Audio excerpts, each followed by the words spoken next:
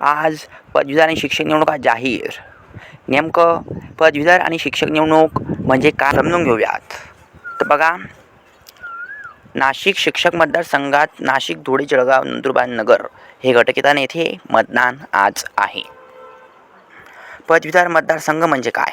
पदवीधर मतदारसंघातील आमदाराची कार्य काय असते पाहूयाच्या आपल्या स्पेशल आसपार्थ ह्या स्पेशल एपिसोडमध्ये. ह्या अगोदर आपल्याला लोकसभा, राज्यसभा, विधानसभा आणि विधान परिषद यातील फरक किंवा अंतर समजणं आवश्यक आहे. तर बघा, नेमका लोकसभा आणि राज्यसभेत फरक आहे तो अगोदर पाहू. लोकसभा आणि राज्यसभा हे देशात एकच केलं सदन आहे.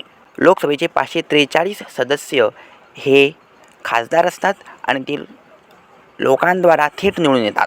तर राज्यसभेचे जे खासदार आहेत, ज्याला आपण एमए म्हणतो, ते अप्रत्यक्षरित्या निवडून येतात.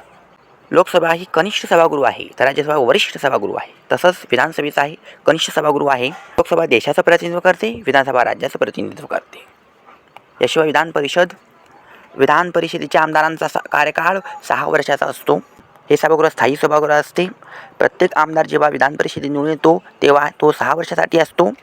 1/3 सदस्य दर 2 वर्षांनी निवडून येतात आणि 1/3 सदस्यांचा 6 वर्षाचा कार्यकाळ असतो. राज्यात विधान परिषद या वरिष्ठ सभागृहाचे एकूण 78 सदस्य आहे. यातले 31 सदस्य म्हणजे विधानसभेतील आमदार निवडून येतात.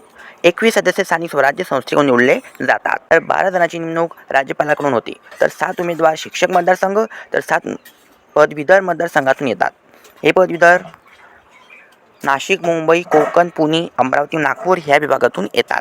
तर अशा पद्धतीने आपण आजच्या व्हिडिओमध्ये समजून घेतलं पदवीधर किंवा शिक्षक मतदारसंघ काय आहे, शिक्षक व पदवीधर यांची निवडणूक प्रक्रिया, ह्या आमदारांचे कार्य, लोकसभा, राज्यसभा, विधानसभा, विधान परिषद यांच्यातील फरक आजच्या व्हिडिओमध्ये आपण समजून घेतला. हा व्हिडिओ तुम्हाला कसा वाटला कमेंट करा. धन्यवाद.